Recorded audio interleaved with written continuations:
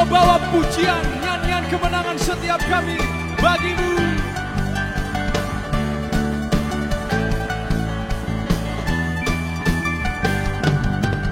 Satu nama yang besar, hanyalah namamu Tuhan. Gunung batu kekuatan, hanyalah namamu Tuhan. Tak terbatas kuasa-Mu Tuhan. Kau ajaib, ajaib hebat, Raja perkasa. Kami bawa pujian, nyanyian kemenangan, masuki gerbang-Mu, hati kami bersuka. Tangan kami terangkat, sorakan kemenangan, terpujilah nama-Mu Yesus Raja, segala Raja. Haleluya, terpujilah nama-Mu Yesus Raja, segala Raja. Come on, sing. Satu nama yang besar, hanyalah nama-Mu Tuhan. Gunung batu yang besar, hanyalah nama-Mu Tuhan. Tak terbatas kuasa-Mu Tuhan. Kau ajaib, ajaib hebat, Raja perkasa. Kami bawa pujian, nyanyian kemenangan, masuki gerbang-Mu, hati kami bersuka. Tangan kami terangkat, sorakan kemenangan, terpujilah nama-Mu Yesus Raja, segala Raja.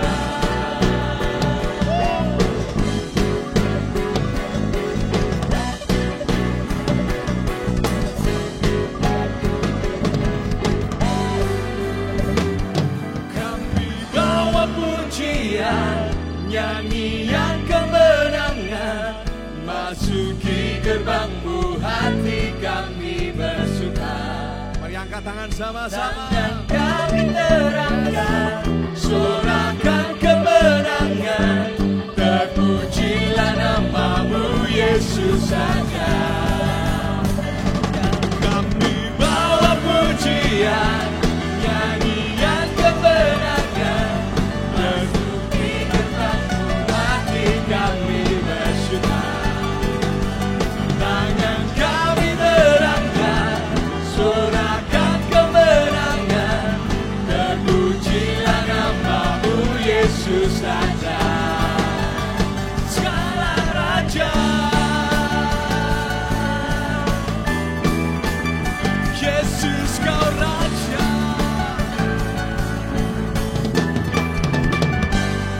Haleluya, Kaulah Raja.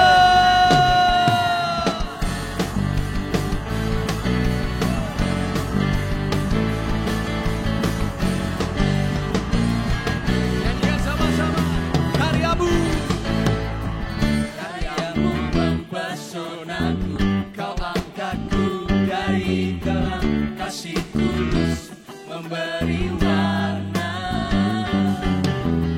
Kau buang semua gelisah, Kau beriku sukacita, Kau buatku selalu tertawa. Terima kasih ya Tuhan. Dalam hatiku, mulutku bersorak, memuji nama-Mu. Dari hatiku mengalir pujian bagimu, sukacita Roh-Mu hadir di sini, dan ku menari memuji di hadapan-Mu Yesus, sukacita Roh-Mu hadir di sini.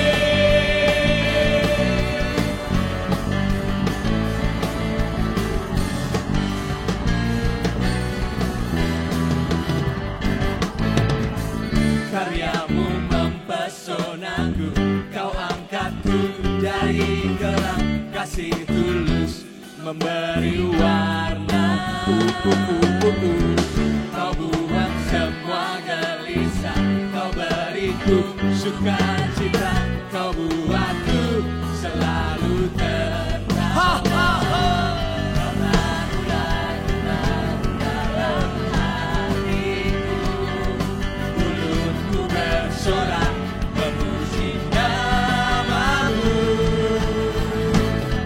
Jari hatiku bernyanyi pujian bagimu, sukacita Rohmu hadir di sini, dan ku menari memuji di hadapanmu Yesus, sukacita Rohmu hadir di sini.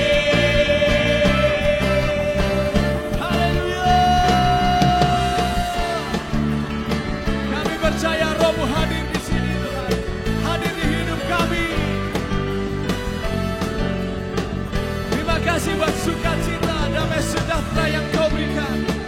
Sungguh kami bersyukur punya Allah seperti Engkau, Allah sumber sukacita kami. Mari sambil melambaikan tangan nyanyikan sama-sama.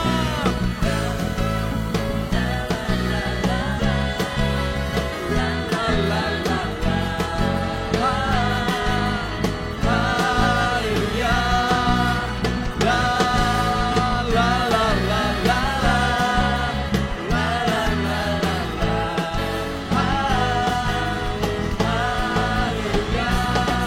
Jari hatiku mengalir pujian bagimu, sukacita Rohmu hadir di sini, dan ku menari memuji di hadapanmu Yesus, sukacita Rohmu hadir di sini. Sekali lagi, mari lambaikan tangan setiap kita. Haleluya. La la la la la la la. Haleluya. La la la la la la la la la. Haleluya. Oh, haleluya. Haleluya. Haleluya. Shalom Bapak Ibu Saudara, senang sekali berjumpa kembali di ibadah online GMS Regional Jateng dan DIY. Mari Bapak Ibu Saudara, sekalipun online, terus tetap fokus, memiliki hati yang lapar dan haus akan Tuhan. Karena kita percaya bahwa Tuhan tidak dibatasi ruang dan waktu. Tuhan akan melawat Anda dimanapun Anda berada. Mari kenyangkan diri Anda di sepanjang ibadah online hari ini. Haleluya. Dan bagi Bapak Ibu Saudara yang baru pertama kali bergabung bersama kami, dan bagi Anda yang rindu bergabung bersama-sama di Connect Group, Anda bisa menghubungi kami di nomor WhatsApp 08 222 30390, karena kami juga rindu untuk mengenal Anda lebih dekat lagi. Haleluya. Dan sebentar kita akan bersama-sama memberikan persembahan persepuluhan kita atau persembahan ucapan syukur kita. Bapak Ibu Saudara bisa memberikannya melalui rekening sesuai gereja lokal masing-masing atau juga melalui scan QR code yang juga sudah tersedia. Mari sama-sama kita berdoa untuk persembahan ucapan syukur kita dan persembahan persepuluhan. Haleluya. Terima kasih Tuhan. Kami haus dan lapar akan Engkau. Kami rindu, sekalipun ibadah online, kami mau dikenyangkan, kami mau diubahkan Tuhan. Mari lawas setiap kami, pribadi lepas pribadi, dimanapun kami berada. Dan sebentar kami akan memberikan yang terbaik, persembahan persepuluhan kami, juga persembahan ucapan syukur kami. Ini persembahan dari hati kami, untuk kemuliaan-Mu saja Tuhan. Di dalam nama Yesus, haleluya, amin. Selamat memberi. Jangan lupa klik tombol subscribe di YouTube untuk mengetahui update informasi seputar ibadah online, serta aktifkan lonceng pemberitahuan. Dan juga follow akun Instagram Gereja Lokal GMS Regional Jateng dan DIY untuk update informasi terbaru tentang ibadah, Connect Group, dan lain-lain.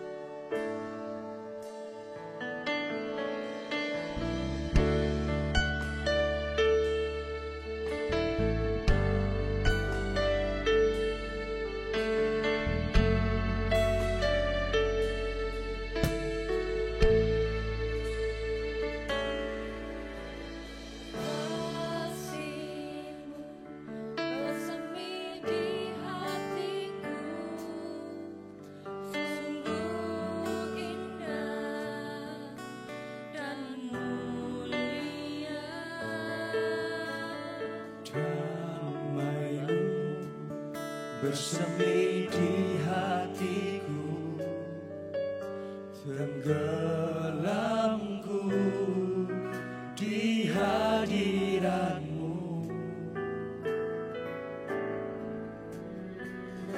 Engkau terindah, termegah, termulia,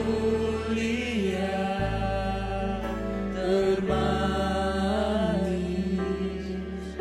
Oh Yesusku, hadirat-Mu menghanyutkanku, bawaku dekat padamu. Berikan sorak-sorai kemuliaan bagi Tuhan kita. Haleluya.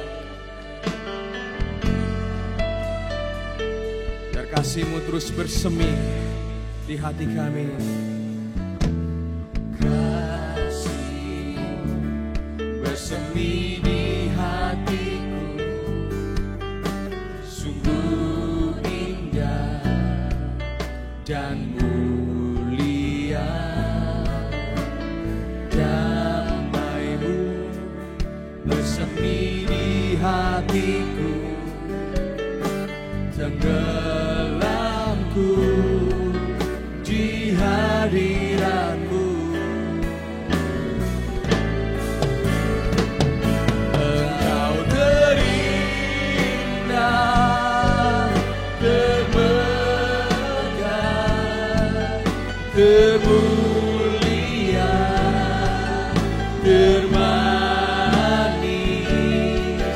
Oh Yesusku, hadirat-Mu menghanyutkanku, bahwa Engkau terindah, Engkau terindah,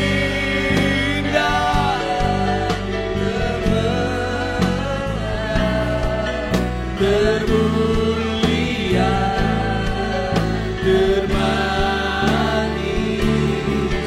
Oh Yesusku, hadirat-Mu menghanyutkanku, bawaku dekat padamu.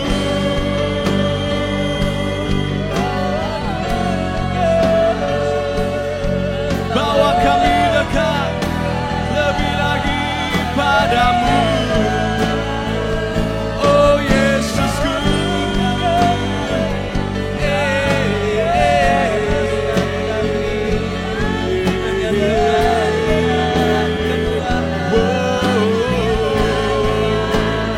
biar sungai hadirat-Mu mengalir, mengalir, mengalir di sini, di hidup kami. Oh Tuhan, oh Bapa, biar hadirat-Mu penuhi kami, urapi kami. Oh Tuhan, haleluya. Engkau terindah, Engkau terindah, termegah, termulia, termanis. Oh Yesusku, hadirat-Mu menghanyutkanku, bahwa Engkau yang terindah, Engkau terindah, yes God, termulia, termanis. Oh Yesusku, hadirat-Mu menghanyutkanku. Once again, sekali lagi, Engkau yang terindah.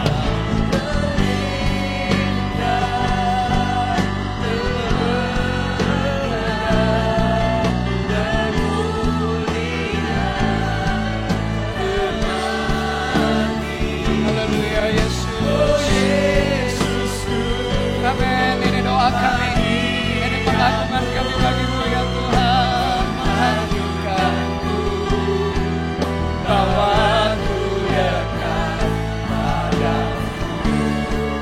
Oh Yesusku, oh Yesusku, hadiratmu mengajukanku bahwa ku dekat padamu. Sekali lagi katakan, oh Yesusku, hadiratmu menghanyutkanku bahwa ku dekat padamu. Haleluya, sorak-sorai pujian kami hanya bagimu ya Tuhan. Terima kasih buat hadirat-Mu ya Tuhan. Kami merasa aman, kami tenang Tuhan di tengah-tengah situasi yang membuat kami Tuhan tak mengerti kadang arah langkah kehidupan kami. Tapi biarkan hati kami kembali, iman kami kembali kepada hal yang sederhana, yaitu kami meyakini Tuhan gak pernah meninggalkan, membiarkan kami. Terima kasih ya Tuhan. Oleh karena itu bersabdalah sekali lagi, perdengarkan suara-Mu, perdengarkan isi hati-Mu lewat firman Tuhan yang sebentar kami dengar. Supaya kami paham rencana dan kehendak-Mu. Dan kami mau tinggal di dalamnya, berjalan di dalamnya. Karena di luar rencana dan kehendak-Mu, kehidupan kami menjadi sia-sia. Oleh karena itu Roh Kudus urapi setiap kami, berikan kami hikmat dan pengertian. Supaya kami paham rencana dan kehendak-Mu lewat kebenaran firman Tuhan. Berbicaralah, bersabdalah, kami siap mendengar dan melakukannya. Kami kembalikan semua pujian, hormat, kemuliaan hanya bagi nama-Mu saja. Dalam nama Tuhan Yesus Kristus, kita yang bersyukur atas kesetiaan Tuhan. Yang setuju katakan sama-sama, haleluya, amin. Shalom Bapak Ibu Saudara, senang sekali. Sekali lagi kita bisa berkumpul meskipun tadi di rumah masing-masing, di tempat masing-masing. Tapi berkumpul maksudnya di dalam hadirat Tuhan, beribadah bersama-sama. Bukankah sebuah anugerah, sebuah kenikmatan, sebuah berkat yang Tuhan nyatakan di dalam hidup kita. Dan saya berdoa supaya kondisi Bapak Ibu Saudara, meskipun kondisi di luar kadang-kala tidak jelas, tapi kondisi hati kita tetap tenang karena kita yakin Yesus kita tak pernah sekali-kali meninggalkan, membiarkan hidup kita. Bapak Ibu Saudara, waktu-waktu ini kita sedang membahas atau sedang masuk di dalam seri pengajaran kita pengkhotbah. Yang saya beri tagline adalah rahasia hidup bahagia dan penuh arti. Doa saya sebagai gembala Anda supaya setiap kehidupan jemaat betul-betul mengalami kebahagiaan bukan seperti standar dunia. Tapi seperti yang Yesus kehendaki. Tapi kehidupan kita yang singkat dan sementara betul-betul penuh arti, maksudnya betul-betul berguna, berdampak dan bermanfaat. Dan tidak terasa hari ini adalah pasal yang terakhir dari khotbah kita pengkhotbah, yaitu pasal yang ke-12. Dan kita pengkhotbah pasal yang ke-12, pasal terakhir menjadi pasal yang juga penting supaya kita tidak keliru dalam melihat pasal pertama sampai pasal 12.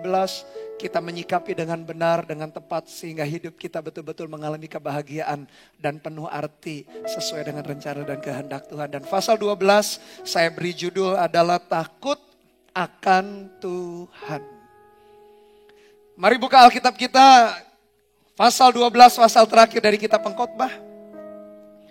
Kita lihat langsung ayat yang pertama. Demikian, ingatlah akan penciptamu pada masa mudamu, sebelum tiba hari-hari yang malang dan mendekat tahun-tahun yang kau katakan, tak ada kesenangan bagiku di dalamnya.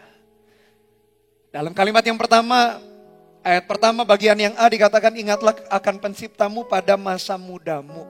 Bapak Ibu Saudara, masa muda adalah masa yang menyenangkan, karena kita di dalam kondisi fisik yang baik, pikiran kita bisa panjang jauh ke depan, kadang-kadang idealis juga. Tapi masa muda di dalam hal kerohanian juga penting. Karena survei membuktikan bahwa orang-orang mengenal Tuhan sejak masa muda. Demikian hasil survei yang pertama, 90% orang menerima Tuhan Yesus sebelum usia 30 tahun. Bapak Ibu Saudara, begitu penting usia muda di dalam hal kerohanian. Karena 90% orang menerima Tuhan Yesus sebelum usia 30 tahun. Bahkan 75% diantaranya mengalami kelahiran baru sebelum usia 19 tahun. Masa muda bukan hanya penting karena kita kuat, karena kita begitu bergairah, excited, idealis kadang-kadang, tetapi secara kerohanian begitu penting. Bahkan banyak orang, bahkan sebagian besar orang menerima Tuhan Yesus sebelum umur 30 tahun. Dan di antara 30 tahun itu 75% menerima Yesus sebelum umur 19 tahun.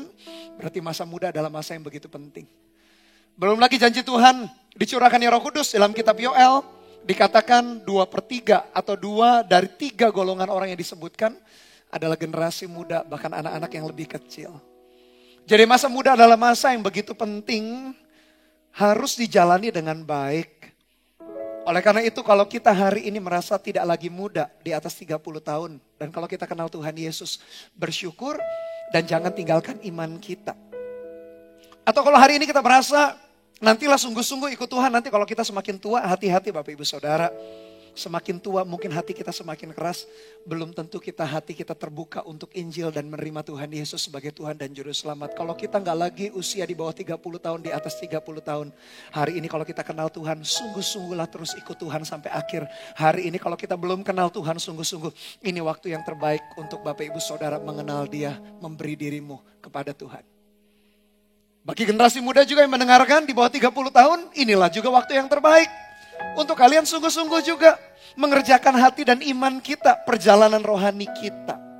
Karena masa muda akan lewat begitu saja. Bukan hanya kemudaan masa muda begitu menggairahkan tenaga fisik, idealis pemikiran kita. Kita masih bisa banyak lakukan aktivitas ini dan itu. Tapi masa muda berbicara mengenai waktu yang spesial. Kalau berbicara dari sudut pandang kerohanian. Kohelet atau pengkhotbah berkata, ingatlah. Kata ingatlah memakai bahasa Ibrani sekor. Bahasa Inggrisnya remember. Sekor itu bukan berarti tiba-tiba kita lupa lalu ingat sesuatu.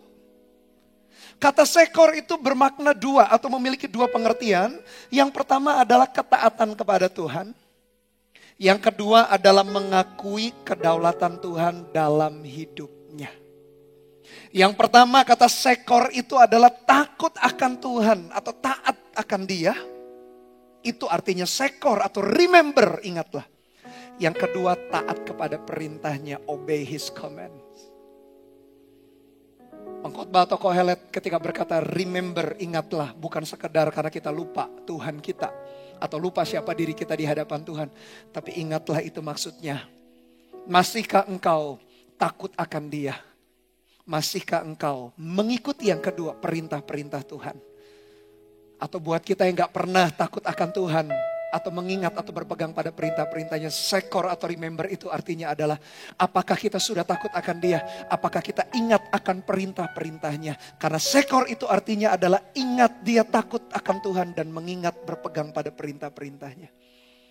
Setiap kehidupan kita, perjalanan hidup kita, pengkhotbah Kohelet yaitu Salomo berkata, ingatlah akan penciptamu. Mengingatkan kita kembali. Apakah selama ini kita hidup takut akan Dia? Dan kita selalu mengikuti atau taat kepada perintah-perintahnya. Kenapa kita perlu takut akan Tuhan dan berpegang atau melakukan perintahnya? Dia berkata dalam ayat 1 bagian B, sebelum tiba hari-hari yang malang. Kata sebelum muncul 3 kali dalam pasal 12. Nanti kita akan lihat sebelum, dan sebelum. Maksudnya begini, daripada terlanjur akhirnya nasi itu sudah jadi bubur, banyak hal yang tidak bisa kita sesali lalu kembali lagi. Tidak seperti video yang kita tonton bisa di rewind ke belakang. Perjalanan hidup kita itu terus dari detik ke menit-menit, ke jam-jam, ke hari-hari, ke minggu-minggu, ke bulan-bulan, ke tahun. Hidup kita gak bisa dibawa mundur, gak bisa di rewind. Oleh karena itu pengkhotbah berkata, ingatlah sebelum. Bagaimana kalau kita sudah terlanjur? Saya berdoa supaya kasih anugerah Tuhan juga membawa kita untuk kita bisa memperbaiki. Sebelum apa? Sebelum hari-hari yang malang. Nah, hari-hari yang malang ini tidak menunjuk kepada penderitaan atau stres atau beban secara psikis, secara jiwa. Tapi hari yang malang itu menunjuk jelas kepada kondisi fisik manusia. Kita tahu Bapak Ibu Saudara, makin tua fisik kita makin turun, makin drop. Waktu kita kecil bertumbuh, dari seorang mungkin balita bertumbuh jadi seorang remaja pemuda. Lalu akhirnya sampai usia 40 tahun, orang berkata life begin at 40 katanya. Karena memang masa puncak manusia mulai masa 40 tahun. Dan gak lama setelah itu memasuki masa usia 60 tahun. Banyak orang bercerita kepada saya, karena saya belum memasuki usia itu. Memang benar kondisi tubuh makin lama makin drop. Sebelum hari-hari yang malang mengingatkan kita usia tua. Kalau ada di antara Bapak Ibu yang sudah usia tua di atas 60 tahun, biarkan pasal 12 mengingatkan kita apa yang perlu kita bangun di waktu-waktu ini. Bagi Bapak Ibu Saudara yang masih jauh lebih muda daripada itu, bukan berarti hidup kita sembarangan. Firman Tuhan ini juga mengingatkan sebelum hari-hari yang malang itu, maksudnya sebelum kondisi fisik kita makin lama makin drop. Sehebat-hebatnya, sekuat-kuatnya kita menjaga kondisi fisik, pasti akan drop juga. Apalagi kalau kita sembarangan tidak menjaga kesehatan tubuh kita. Menjaga kesehatan tubuh kita aja dengan berolahraga, makan yang baik, lalu istirahat yang cukup aja, tubuh kita akan menurun kualitasnya. Itulah maksudnya hari-hari yang malang yang dimaksud pasal 12 oleh Kohelet pengkhotbah.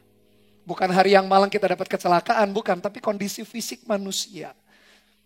Dan itu tidak bisa kita hindari. Itulah keberadaan posisi kita sebagai manusia yang terbatas. Manusia makhluk ciptaan yang fana ini. Kita akan mengalami penurunan kualitas di dalam hidup kita. Nanti kita akan lihat ayat 2 sampai ayat 8 menjelaskan bagaimana menurunnya kondisi fisik manusia. Sehingga Kohelet atau pengkhotbah itu berkata, ingatlah, takut akan Tuhan dan taat kepada firman-Nya sebelum tiba hari-hari yang malang. Dan mendekat tahun-tahun yang kau katakan tak ada kesenangan bagiku di dalamnya. Makin tua Bapak Ibu Saudara, ternyata makin banyak hal yang tidak bisa kita nikmati di dalam hidup kita. Karena fisik kita memang menurun kualitasnya. Kalau Bapak Ibu Saudara sudah di atas usia 60 hari ini mendengarkan khotbah, Anda sedang memasuki waktu-waktu di mana Tuhan kasih karunia untuk menyelesaikan pertandingan hidup kita. Sebelum akhirnya Tuhan panggil kita semua, termasuk saya juga. Kita semua akan berjumpa dengan yang namanya kematian. Entah usia muda, entah usia tua. Tapi kalau Musa mengingatkan kita hidup manusia rata-rata 70-80 tahun. Ada yang lebih daripada itu, cuma gak banyak. Bagi kita yang sudah masuk dalam usia 60 tahun lebih, ingat waktu-waktu kita gak banyak. Kerjakan dengan sebaik mungkin apa yang jadi kehendak dan rencana Tuhan. Bagi kita yang lebih muda daripada usia 60 tahun, bukan berarti hidup kita jauh bisa lebih panjang daripada usia yang sudah lanjut. Karena kematian itu tak mengenal kadang muda, kadang tua. Tapi anggap saja yang di bawah 60, berarti waktu di atas muka bumi jauh lebih panjang. Sama juga, jangan sia-siakan sekhor. Ingat, remember, fear of God and obey His commands. Sebelum tiba hari-hari yang malang, kondisi tubuh kita drop terus menerus. Kita lihat ayat yang kedua. Ayat yang kedua sampai ayat yang ke-8. Nah ini unik sekali. Salomo Kohelet itu menulis, orang berkata ini alegori. Alegori itu majas yang menjelaskan maksud tanpa secara harafiah. Maksudnya apa sih? Kohelet pengkhotbah itu gak langsung ngomong begini loh. Kulit kalau orang sudah tua kulitnya itu keriput begitu. Tidak kencang seperti anak muda. Dia gak langsung ngomong begitu. Dia pakai gambaran yang lain untuk menjelaskan sebetulnya kondisi orang tua.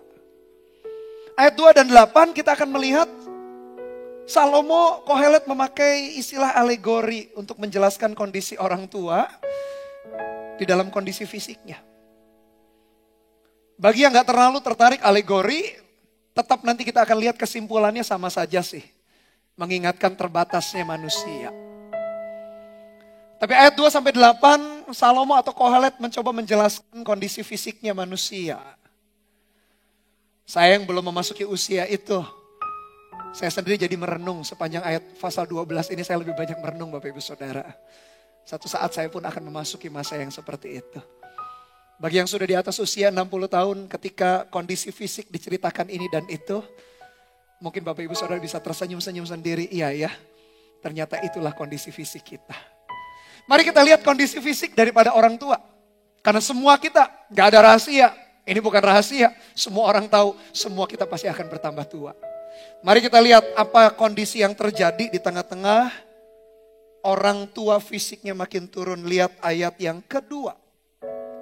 Sebelum matahari dan terang, bulan dan bintang-bintang menjadi gelap, dan awan-awan datang kembali sesudah hujan. Apa sih matahari terang menjadi gelap, bintang juga menjadi gelap? Oh ini kiamat ya. Mungkin Anda ingat Yang ditulis Rasul Yohanes di Pulau Patmos, dia melihat, dia catat dalam kitab Wahyu, bintang, matahari jadi gelap. Semuanya apa itu kiamat yang dimaksud? Bukan. Ini berbicara mengenai hari tua. Dalam pasal 11 Salomo menjelaskan terang dan gelap. Saya sudah menjelaskan terang itu konteksnya waktu itu berbicara mengenai kehidupan. Gelap itu berbicara mengenai hari tua dan kematian. Jadi matahari, bintang jadi gelap itu maksudnya apa? Secara alegori itu penglihatan manusia. Makin lama makin turun kualitasnya. Memang ada sih dari anak-anak saja sudah ada yang pakai kacamata. Cuma secara rata-rata normal biasanya di usia tertentu mulai gak bisa lihat jauh, mulai gak bisa lihat dekat. Mulai butuh kacamata sebagai alat tambahan. Bahkan kadang-kala juga banyak juga orang-orang tua akhirnya memang gak bisa lihat sama sekali. Katarak dan semuanya. Memang itu alami normal. Apalagi kita yang sembarangan tidak jaga kondisi fisik kita. Matahari terang, bulan dan bintang jadi gelap, maksudnya itulah kondisi penglihatan kita. Makin lama kita makin gak bisa melihat dengan jelas. Saya kadang-kala Bapak Ibu Saudara di usia sekarang, melihat tulisannya agak jauh, tulisan kecil, kadang-kadang saya juga sekarang mulai gak bisa lihat dengan jelas begitu. Saya harus memperhatikan agak lama, oh iya baru kelihatan dengan jelas. Kalau dulu enggak. Anda perhatikan fisik kita makin lama makin turun termasuk penglihatan. Jadi ini bukan kiamat seperti yang ditulis oleh Rasul Paulus di Pulau Patmos dalam kitab Wahyu. Atau hari terakhir dunia, enggak. Ini ngomong soal personal juga, spesifik mengenai kondisi tua, kondisi fisik yang drop. Ayat yang ketiga, pada waktu penjaga-penjaga rumah gemetar, dan orang-orang kuat membungkuk, dan perempuan-perempuan penggiling berhenti karena berkurang jumlahnya, dan yang melihat dari jendela semuanya menjadi kabur. Perhatikan dulu kalimat yang pertama, pada waktu penjaga-penjaga rumah gemetar. Apa sih gemetar? Ada yang bilang ini getaran gemetar secara fisik atau tremor secara fisik. Orang tua pasti tahu ini tremor itu apa? Getaran atau menggigil yang secara tidak sadar. Orang bilang mungkin ada gangguan di otot atau sarafnya. Tiba-tiba orang bisa gemetar sendiri. Tapi ada yang bilang juga, oh itu gemetar karena takut. Takut secara jiwa. Saya dengar juga sih orang-orang tua yang berkata dulu waktu muda kebut-kebutan.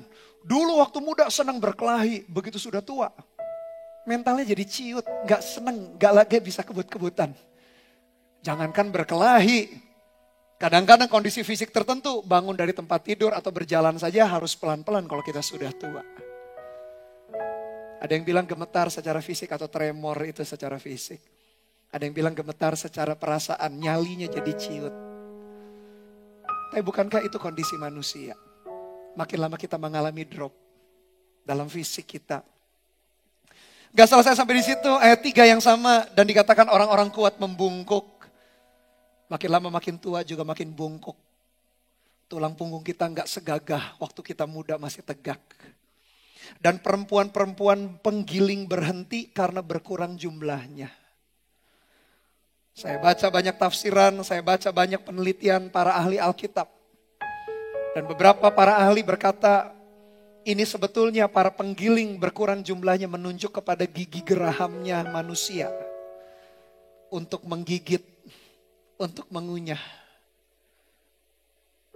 Beberapa orang yang sudah di atas 60 tahun giginya mulai copot satu persatu. Orang berkata ompong begitu. Giginya tak kuat lagi, berkurang jumlahnya. Apalagi kita yang jarang sikat gigi atau gak pelihara gigi kita dengan baik. Penggiling menurut beberapa tafsir, menurut beberapa para ahli Alkitab berbicara mengenai gigi gerahamnya manusia. Saya pikir-pikir iya juga. Sudah berkurang jumlahnya, otot juga, otot mulut, lidah untuk mengunyah pun tidak sekuat ketika masih muda.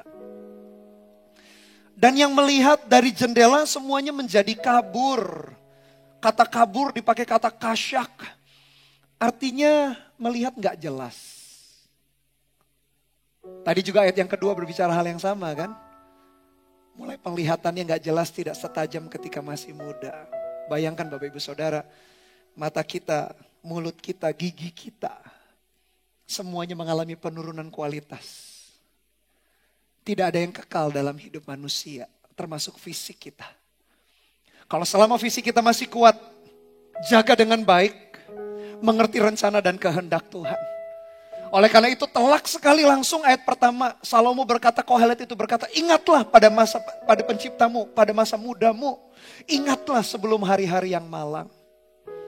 Bukan berarti kalau kita yang sudah tua, sudah terlanjur, gak mungkin bisa berjalan dalam kehendak dan rencana Tuhan, gak. Biarkan firman ini mengingatkan kita, menggunakan hari-hari kita, menghitung hari-hari, sehingga kita beroleh hati yang bijaksana, kata Musa. Bagi kita yang jauh lebih muda pun, kita menyadari bahwa waktu itu berlalu begitu cepat. Jangan disia-siakan. Lalu ayat yang keempat, kita lihat kondisi fisik orang tua. Ayat yang keempat, dan pintu-pintu di tepi jalan tertutup, dan bunyi penggilingan menjadi lemah, dan suara menjadi kicauan burung, dan semua penyanyi perempuan tunduk. Maksudnya apa sih? Secara alegori juga, pintu-pintu di tepi jalan tertutup itu maksudnya apa? Secara pendengaran orang tua juga jadi berkurang. Pernah gak sih kita ngobrol dengan orang tua kita atau seseorang yang sudah lebih tua daripada kita? Ngomongnya harus keras. Kemudian dia tanya lagi orang tua kita, apa? Gitu ya, kita ngomong lebih keras lagi begitu. Karena kita merasa gak nyampe, pembicaraan kita jadi emosi kitanya. Nah perhatikan ternyata pendengaran pun seperti pintu yang tertutup. Dulu mendengar keramaian, mendengar suara orang itu dengan clear sekali jelas. Makin lama pendengaran kita pun seperti pintu yang tertutup. Tapi itu memang normal, itu wajar saja. Karena tubuh manusia tadi, kualitasnya pun akan berkurang. Dan bunyi penggilingan menjadi lemah, penggilingan tetap sama berbicara mengenai gigi kita. Jadi lemah kondisinya. Dan suara menjadi kicauan burung dan semua penyanyi perempuan tunduk. Dan suara menjadi kicauan burung. Apa sih artinya? Dalam salah satu Alkitab bahasa Inggris dikatakan demikian, kicauan burung itu, one will arise at the sound of the bird. Konon katanya ya, karena saya belum memasuki usia begitu. Bapak ibu saudara yang sudah 60 tahun pasti mengerti maksudnya. Semakin tua, tidurnya makin singkat. Bahkan dengar bunyi sedikit aja terbangun. Itu maksudnya. Bahkan dengan dikicauan burung saja, buat orang tua langsung terbangun. Itulah juga penyebabnya orang tua itu punya waktu tidur lebih singkat dan bangunnya biasanya lebih pagi. Bukan berarti orang rajin yang suka bangun pagi berarti sudah tua, enggak juga. Tapi secara umur memang begitu. Orang tua tidurnya jadi enggak terlalu berkualitas atau enggak bisa terlalu lama. Seperti anak kecil atau anak muda. Seperti diganggu oleh kicauan burung pun terbangun. Jadi enggak nyenyak tidurnya. Bahkan pagi-pagi pun sudah bangun. Jam 4 kadang jam 5. Dan itu memang kondisi orang tua. Kondisi fisik kita satu saat kita pun yang masih muda akan masuk ke sana. Kondisi seperti itu. Dan semua penyanyi perempuan tunduk. Kembali diingatkan bahwa kehilangan pendengaran di usia tua. Lagu-lagu yang disukai waktu usia muda pun berubah. Lagu-lagu yang hingar-bingar. Yang disukai diminati oleh orang tua berubah menjadi lagu-lagu yang lebih pelan. Ketika datang mungkin ke tempat tertentu. Yang soundnya keras. Suara bassnya dem, jantung mau copot katanya. Padahal dulu waktu muda suka lagu-lagu keras seperti itu. Itulah kondisi yang makin lama makin turun dalam hidup kita manusia siapapun. Lalu kita perhatikan ayat yang kelima. Juga orang menjadi takut tinggi. Dan ketakutan ada di jalan. Pohon badam berbunga, belalang menyeret dirinya dengan susah payah, dan nafsu makan tak dapat dibangkitkan lagi. Karena manusia pergi ke rumahnya yang kekal dan peratap-peratap berkeliaran di jalan. Ternyata usia makin bertambah, makin juga takut ketinggian. Dan ketakutan ada di jalan maksudnya, orang tua jadi semakin banyak pertimbangan, makin banyak ketakutan. Lebih banyak di rumah. Kalau di luar takut nanti ada yang nabrak lah, takut jatuh. Makin tua makin banyak pertimbangan ketakutan. Lalu bunga badam berbunga maksudnya apa? Bunga badam itu pohon almond ketika berbunga warnanya pink. Makin lama makin tua itu warnanya putih. menjelaskan mengenai sebagian besar orang rambutnya pun berubah jadi putih beruban begitu. Lalu dikatakan susah payah dan nafsu makan tak dapat dibangkitkan. Bahkan di dalam terjemahan bahasa Indonesia sehari-hari dikatakan demikian, rambutmu beruban dan kakimu kau seret waktu berjalan, maka hilanglah segala hasrat dan keinginan. Hilanglah hasrat dan keinginan. Ada yang menafsirkan ini dorongan secara seksual juga menurun. Orang mengalami andropause, menopause. Itulah hidup manusia. Bahkan ketika engkau berjalan seperti belalang yang menyeret dirinya.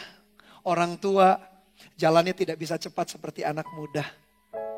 Kadang-kadang dia berjalan tertatih-tatih atau kondisi fisik tertentu kadang seperti menyeret kakinya. Buat kita yang sudah di dalam usia tua, kita mengerti fisik kita demikian. Justru nanti kita akan melihat bagaimana kita berjalan dalam anugerah Tuhan. Kita yang masih lebih muda kalau kita berkumpul dengan orang tua kita. Biarkan firman ini mengingatkan kita. Kalau kita berbicara dengan orang tua kita mungkin gak terlalu kedengaran. Kalau orang tua kita mungkin melihat gak terlalu jelas. Orang tua kita perlu dibopong ketika harus berjalan. Layani orang tua kita. Karena satu saat kita pun, kalau kita merasa masih muda hari ini, kita pun satu saat akan mengalami kondisi fisik yang sama. Ini bukan berbicara mengenai kondisi sakit. Ini berbicara mengenai kondisi yang normal yang dialami oleh orang tua. Sehingga kita yang jauh lebih muda, kita bisa lebih bersabar dengan orang tua kita. Bahkan lebih sayang dengan mereka. Bukankah mereka berusaha membesarkan, mendidik kita di dalam jalan-jalan Tuhan? Atau kalau kita ketemu dengan orang yang lebih tua, bukan orang tua kita jasmani, kita pun bisa menghargai, mencintai, mengasihi mereka.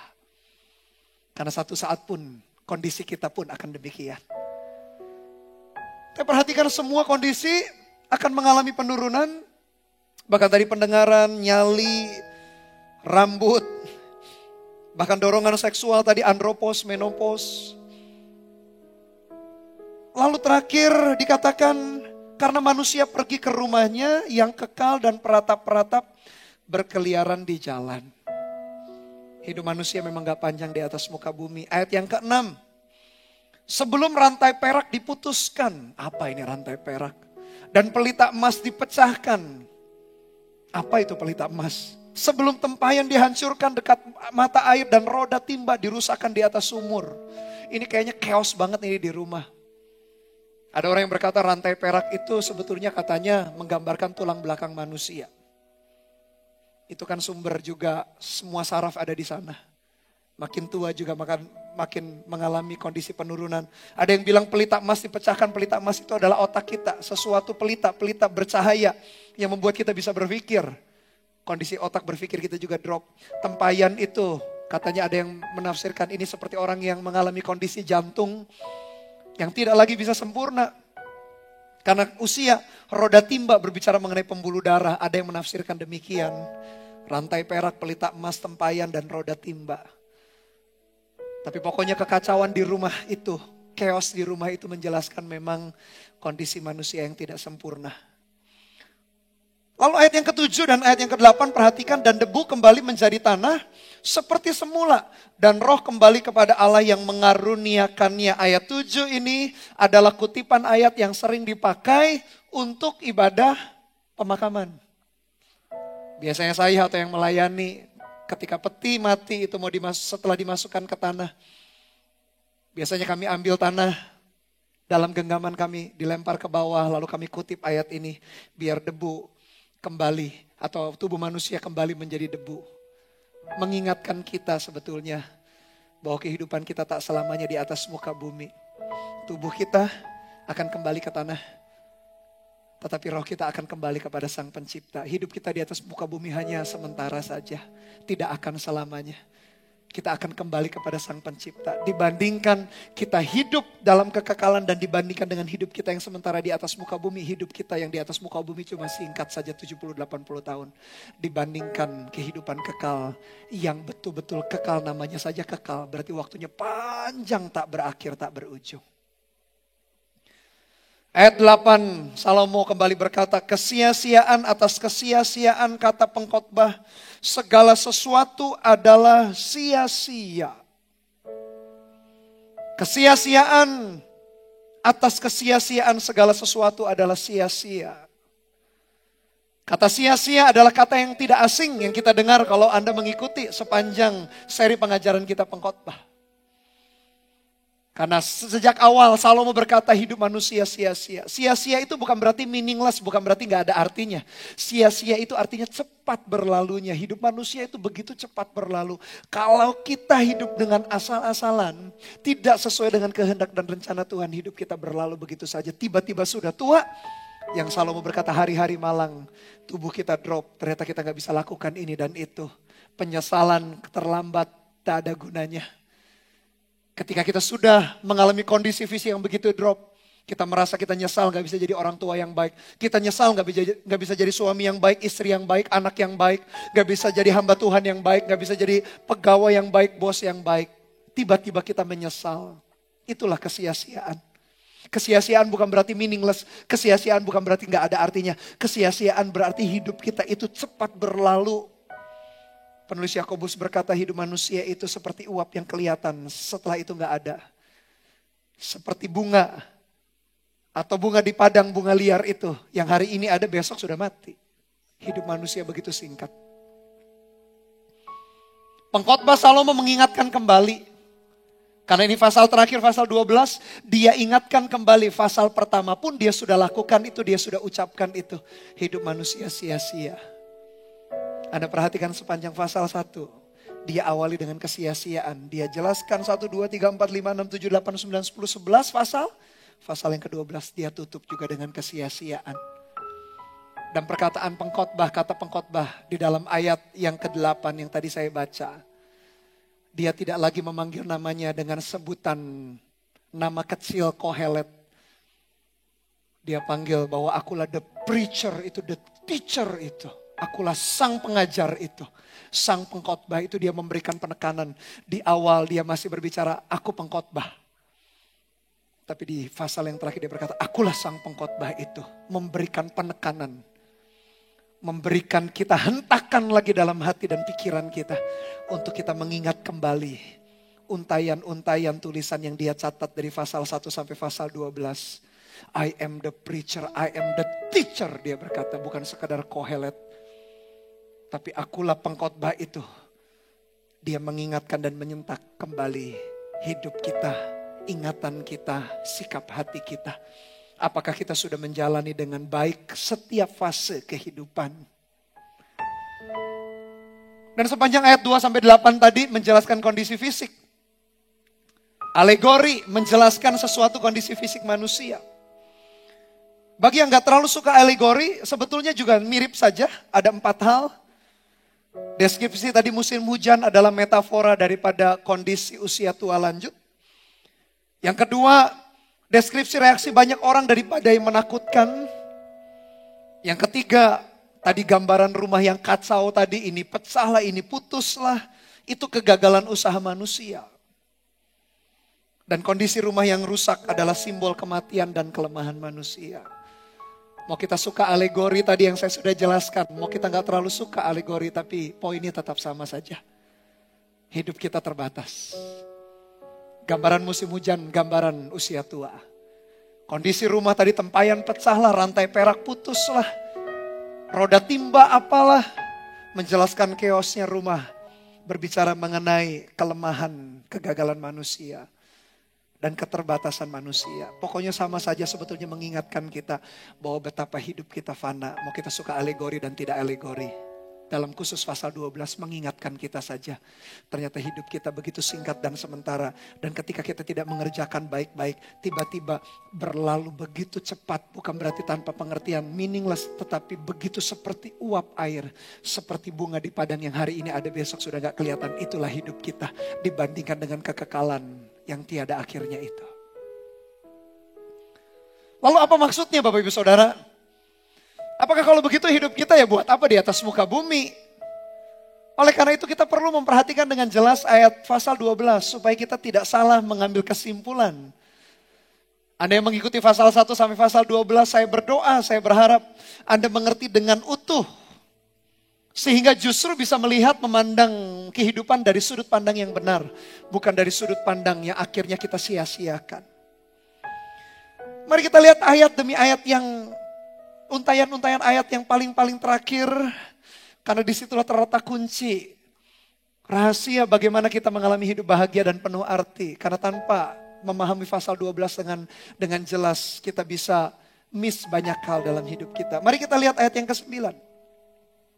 Selain pengkhotbah berhikmat, ia mengajarkan juga kepada umat itu pengetahuan. Ia menimbang, menguji, dan menyusun banyak amsal. Dikatakan Salomo itu menimbang. Saya sudah jelaskan juga dalam pasal pertama, dia kumpulkan orang-orang berhikmat. Dia tanya soal kehidupan, dia sendiri juga berhikmat. Dia kumpulkan, dia uji bahkan tubuhnya dengan anggur, pikirannya dengan hikmat di pasal-pasal sebelumnya. Dia menimbang, menguji, akhirnya dia menyusun. Bahkan kitab Amsal pun yang 31 pasal, sebagian besar ditulis oleh Salomo sendiri. Tidak semua, sebagian besar. Lalu ayat yang ke-10 dia katakan pengkhotbah berusaha mendapat kata-kata yang menyenangkan dan menulis kata-kata kebenaran secara jujur. Kebenaran itu Bapak Ibu Saudara kalau kita lihat sesuatu yang menyenangkan, pleasant, membuat kita senang. Sesuatu yang acceptable, sesuatu yang bisa diterima. Dan kebenaran itu bisa mengubahkan hidup kita. Oleh karena itulah Salomo menguji, mengumpulkan, menyusun Amsal. Dan dia menulis kata-kata kebenaran. Sebetulnya dia mengacu bahwa kebenaran yang mutlak adalah Tuhan sendiri. Karena dia berkata, setelah kutambahkan hikmat, pengertian, ternyata kau sia-sia ya. Karena tetap ada hal-hal tertentu yang tidak bisa dimengerti oleh otak manusia. Tetap kedaulatan milik Tuhan. Sehingga dia berkata, aku catat, aku tulis kata-kata yang menyenangkan. Kebenaran itu menyenangkan. Kebenaran itu bisa diterima. Kebenaran bahkan mengubahkan. Dan kebenaran itu tidak lain, tidak bukan adalah Tuhan sendiri. Di zaman modern sekarang ini, kebenaran itu menjadi subjektif. Kebenaran itu menjadi relatif. Siapa yang benar, setiap individu bisa merasa benar. Tetapi kebenaran yang mutlak, yang sejati tak bisa dirubah sebetulnya. Kebenaran yang sejati adalah Tuhan sendiri. Kebenaran itu menyenangkan, kebenaran mengubah. Kebenaran itu adalah Tuhan sendiri. Kesimpulan Salomo. Dan perhatikan ayat yang ke-11. Kata-kata orang berhikmat seperti kusa. Dan kumpulan-kumpulannya seperti paku-paku yang tertancap. Diberikan oleh satu gembala. Apa itu kusa? Kusa itu adalah tongkat gembala yang ujungnya tajam. Seorang gembala atau seorang yang mengendalikan hewan. Biasanya dipakai juga oleh orang-orang yang mengendalikan gajah, begitu. Tongkat itu ujungnya tajam. Dan ketika dia mau mengontrol hewannya atau mau mengarahkan, dia tancapkan yang bagian tajam itu ke kepalanya. Hewan tersebut, gajah itu. Lalu tinggal diarahkan ke kiri atau ke kanan seperti kehendak daripada gembala. Atau seperti kehendak daripada orang yang mengendarainya. Itulah kusa. Salomo berkata kata-kata orang berhikmat seperti kusa. Dia menancap di dalam pikiran kita. Oleh karena itu ketika kita haus dan lapar untuk dengar hikmat daripada Tuhan. Untuk mendengarkan orang berhikmat bukan sekedar orang pandai menurut dunia. Orang-orang yang takut akan Tuhan. Kita jadi bisa paham dan jelas mana kehendak Tuhan. Harus belok kanan atau belok kiri ya. Seperti kusa yang ditancapkan dalam kepala kita. Sehingga kita mengerti dengan benar manakah kehendak Tuhan. Aku harus mengambil keputusan ke kanan atau aku harus mengambil keputusan ke kiri. Bagaimana caranya kita tahu kehendak Tuhan dan rencana Tuhan. Kata-kata orang berhikmat seperti kusa yang ditancapkan di kepala kita. Dan semakin kita ngotot dengan kekuatan gak mau. Hikmat sudah berbicara, kehendak Tuhan sudah berbicara. Misalnya soal pernikahan, harus setia kepada suami atau istrimu. Seolah-olah misalkan kita diarahkan ke kanan, setia. Tapi kitanya ngotot, gak mau, aku gak mau setia, aku mau selingkuh. Sepertinya kita pengennya belok kiri. Siapa yang tersiksa? Yang tersiksa adalah diri kita. Karena seperti kusa yang ujungnya tajam, yang kita diarahkan. Kalau kita maksa, akhirnya lukalah diri kita sendiri. Hikmat membuat kita terhindar daripada masalah-masalah yang seharusnya tak perlu kita hadapi. Kusa yang ditancapkan misalkan soal pekerjaan. Kita diajarkan untuk kita jujur, tidak korupsi. Penuh integritas kalau bekerja. Kalau bangun karir seperti kusa yang ditancapkan seolah-olah diarahkan ke kanan. Kamu jujur lakukan. Tapi kita ngotot, enggak, aku mau korupsi. Aku mau enggak jujur. Siapa yang luka akhirnya?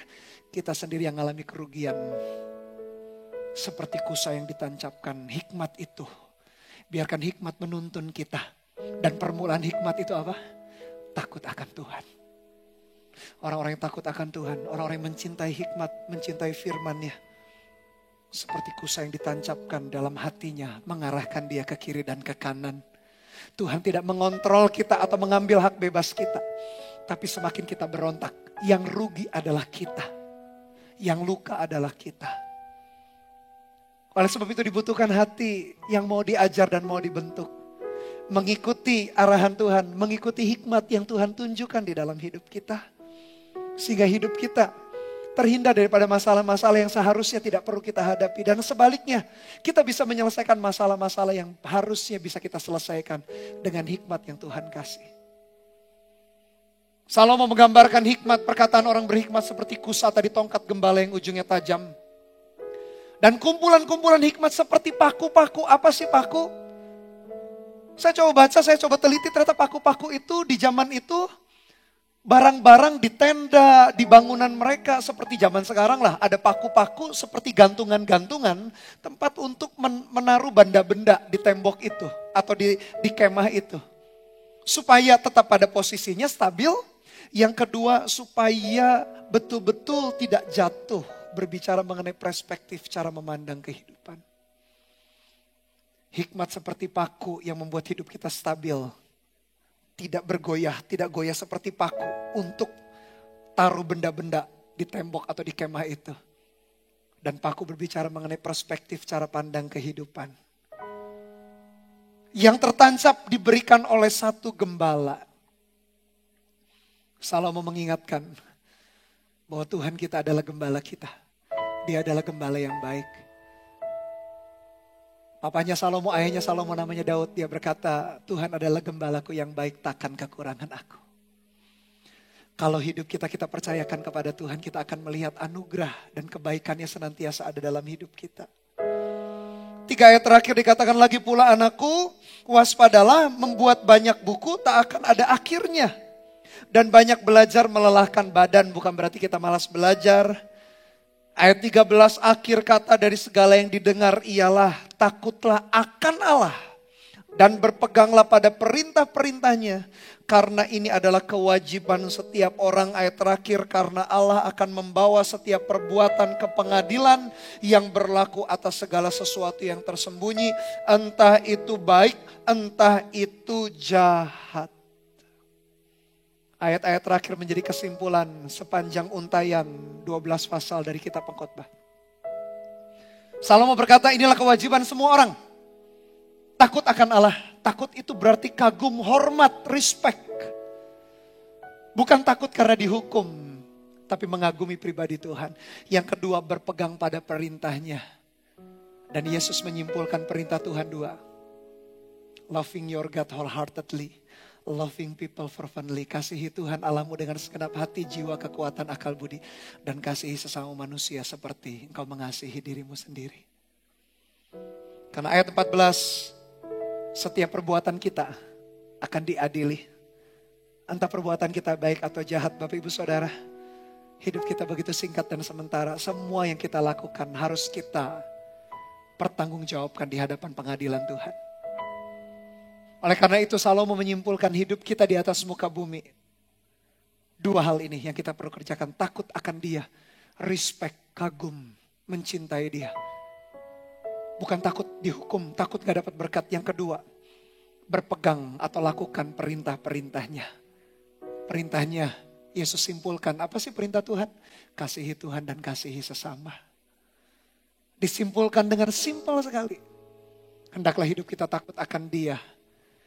Dan lakukan perintahnya. Masih ingat tadi ayat yang pertama pasal 12. Ingatlah, remember, sakor itu artinya sama. Fear God, takutlah akan dia. And obey his commands. Dia awali dengan kesia-siaan pasal 1. Pasal 12 dia ngomong kesia-siaan. Tapi dia closing, dia ajari supaya hidup kita gak sia-sia. Takutlah akan dia.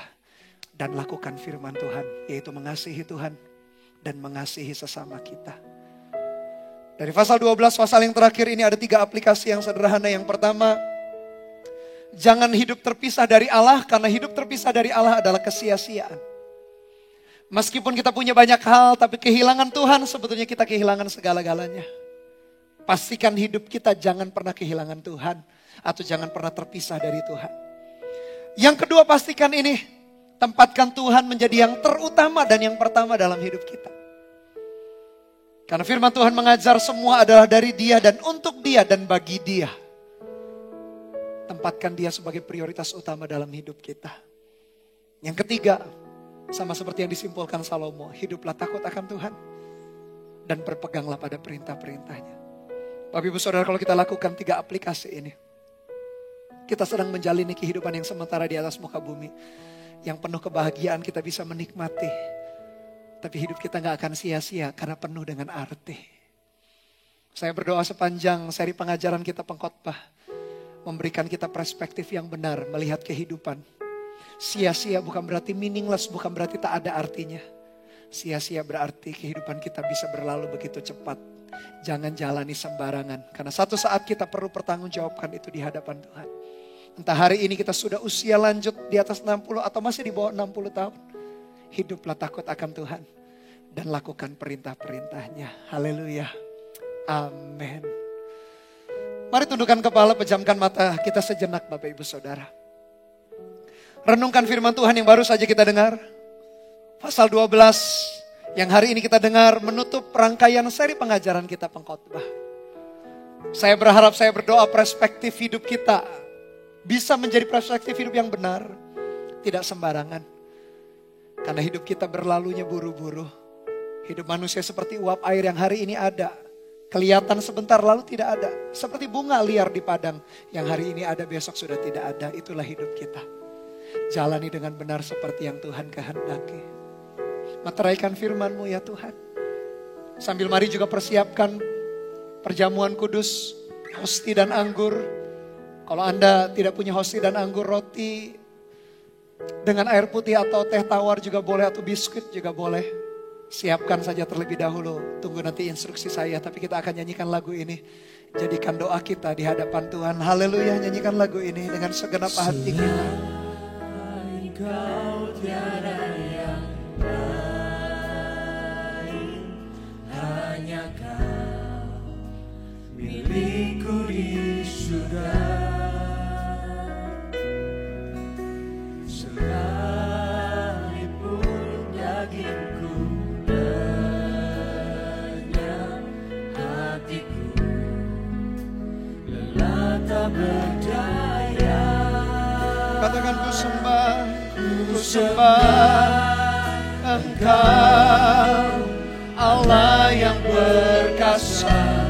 Ku sanjung tinggi nama-Mu di hidupku, Tuhan, tiada yang lain. Katakan dengan segenap hati kita, hanya Kau satu. Ulangi lagu ini dari awal. Jadikan doa kita di hadapan Tuhan. Katakan, selain Kau tiada yang lain, hanya Kau milikku di surga.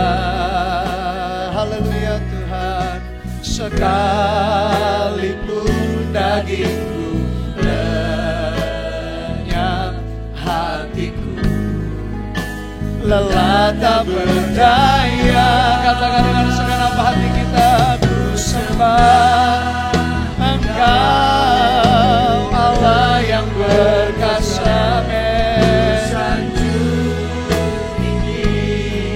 Haleluya, haleluya, haleluya Tuhan. Tiada yang lain, hanya Kau satu.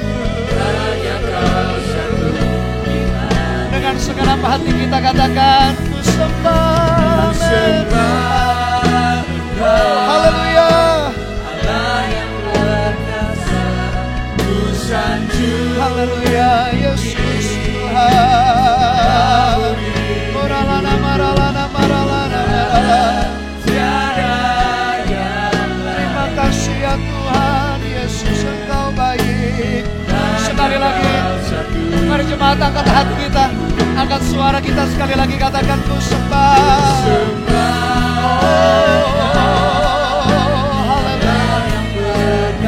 Yes, haleluya Tuhan.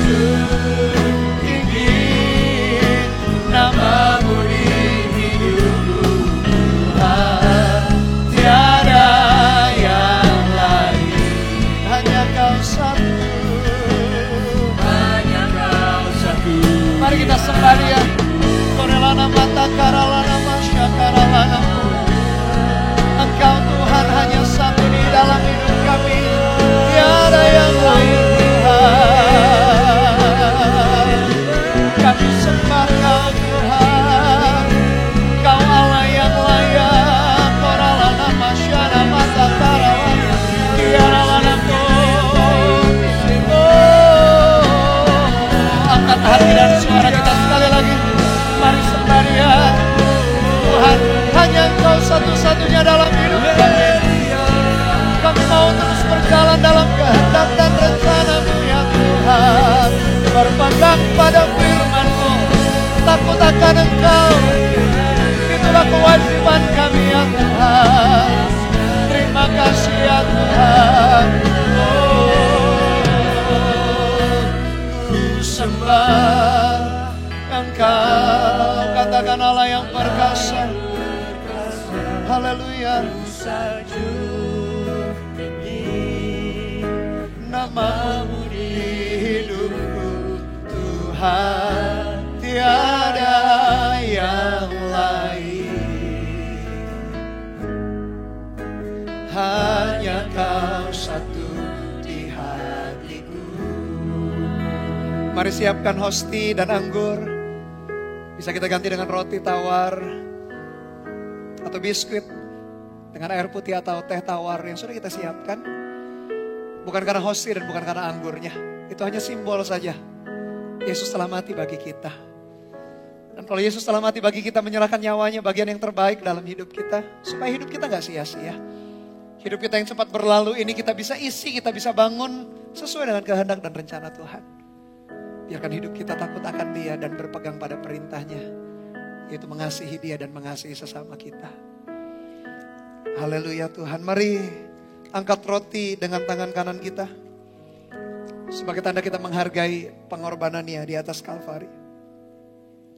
Sebab apa yang telah kuteruskan kepadamu telah aku terima dari Tuhan, yaitu bahwa Tuhan Yesus pada malam waktu Ia diserahkan mengambil roti, dan sesudah itu Ia mengucap syukur atasnya, Ia memecah-mecahkannya dan berkata, inilah tubuhku yang diserahkan bagi kamu, perbuatlah ini menjadi peringatan akan aku.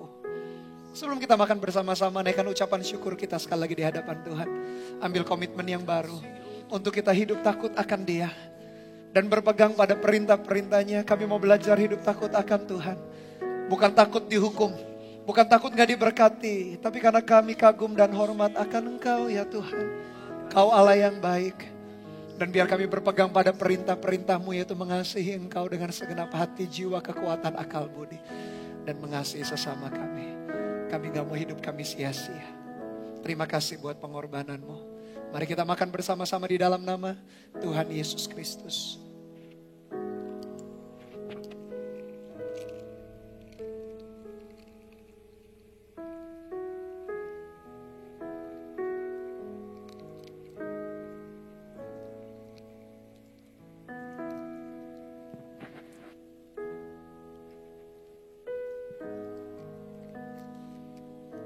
Mari siapkan anggur atau air putih atau teh tawar yang Anda sudah siapkan.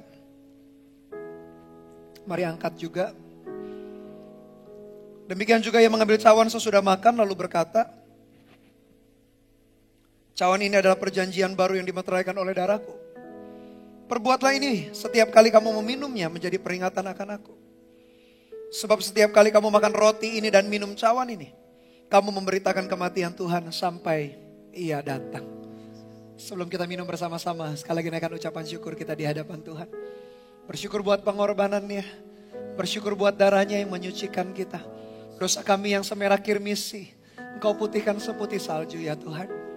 Kami yang dahulu jauh dari Tuhan, kami yang dahulu terpisah karena dosa pelanggaran, sekarang kami menjadi orang-orang yang dekat. Kami bisa berkata, ya Aba ya Bapa, sebuah hubungan yang begitu dekat, sebuah hubungan yang begitu akrab.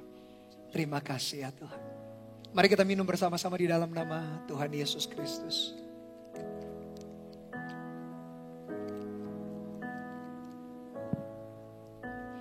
Sepanjang kita tadi mendengarkan firman, kemudian Anda berkata, Tuhan aku mau mengerjakan aplikasinya. Yang pertama, berapa banyak di antara Bapak Ibu Saudara yang berkata, Tuhan aku gak mau hidup terpisah dari Tuhan, karena itu kesia-siaan. Meskipun kita punya banyak hal dalam hidup, tapi kehilangan Tuhan, kita kehilangan segala-galanya. Dan yang kedua, berapa banyak Anda yang berkata, Tuhan biarlah Engkau selalu yang terutama dan pertama dalam hidup kami. Bukankah Alkitab mengajar segala sesuatu adalah untuk Dia, bagi Dia dan oleh Dia. Dan yang ketiga, biarkan hidup kita takut akan Tuhan dan berpegang atau melakukan perintah-perintahnya. Kalau Engkau berkata demikian, taruh tangan kananmu di dadamu, izinkan saya berdoa. Tuhan Kau melihat setiap umatmu, setiap jemaatmu dimanapun mereka berada. Tuhan tuntun setiap kehidupan jemaat supaya mereka mengalami kehidupan yang bahagia. Bukan menurut standar dunia, tapi menurut firman-Mu. Dan hidup yang penuh dengan arti, hidup yang berguna, berdampak, bermanfaat bagi orang lain. Tuntun kami semua berjalan dalam takut akan Tuhan dan berpegang pada perintah-Mu. Dengan kekuatan kami gak sanggup. Oleh karena itu jamah setiap umat-Mu ya Tuhan. Berikan anugerah-Mu, urapi, kekuatan-Mu ada dalam hidup kami. Roh Kudus tuntun perjalanan hidup kami. Sehingga kami bisa berjalan dalam kehendak dan rencana Tuhan. Meteraikan firman-Mu yang baru saja kami dengar. Bahkan sepanjang 12 pasal. Kami belajar dari pengajaran kitab pengkhotbah. Biarkan itu hidup tinggal dalam hati kami. Dan Roh Kudus mengingatkan apa yang sudah kami pelajari. Apa yang sudah kami dengar. Berikan kekuatan dan anugerah-Mu. Turun dalam hidup jemaat-Mu di dalam nama Tuhan Yesus. Sekali lagi nyanyikan lagu ini bersama-sama. Katakan ku sembah Engkau. Haleluya Allah yang perkasa. Terima kasih Tuhan. Nama-Mu di hidupku Tuhan, tiada yang lain, hanya Kau satu, Hanya Kau satu. Sekali lagi dengan segenap hati kita katakan, kami sembah Engkau, Engkau yang terbaik, Engkau yang layak terima kami pujian penyembahan kami. Haleluya, haleluya. Terima kasih ya Tuhan. Tiada yang lain. Haleluya. Hanya Kau satu di hatiku. Katakan Tuhan, Tuhan, tiada yang lain. Hanya Kau satu. Sekali lagi katakan dengan iman kita. Oh haleluya. Tuhan, tiada yang lain. Hanya Kau satu. Hanya Kau satu di hatiku. Haleluya. Terima kasih buat anugerah-Mu ya Tuhan. Meteraikan firman-Mu dalam hati kami. Kami bersyukur buat perjamuan kudus yang kami bisa ambil. Peringati sekali lagi pengorbanan-Mu. Lanjutkan kasih setia Tuhan. Sebentar kami akan terima berkat yang terbaik yang datangnya daripada Tuhan. Hamba-Mu sebagai hamba Tuhan berdoa supaya kiranya jemaat-Mu diberkati ya Tuhan. Kami tahu kami adalah garam dan terang dunia. Dimanapun kami berada kami jadi berkat. Kami membawa orang-orang yang belum kenal Tuhan atau orang Kristen yang tak sungguh-sungguh hidupnya datang kepada Tuhan lewat kehidupan kami sebagai anak-anak Tuhan. Tuhan pegang setiap kehidupan umat-Mu dengan tangan kanan-Mu yang membawa kemenangan. Sehingga apapun yang jemaat-Mu kerjakan dengan ketaatan mereka kepada Tuhan. Tuhan buat segala sesuatunya berhasil. Dan biar mulai dari hari ini kasih anugerah dari Allah Bapa, kasih setia dari Tuhan Yesus Kristus dalam persekutuan pengurapan Roh-Mu yang kudus menyertai kami dari hari ini sampai selama-lamanya di dalam nama Tuhan Yesus yang diberkati Tuhan. Katakan bersama-sama haleluya, amin. God bless you all.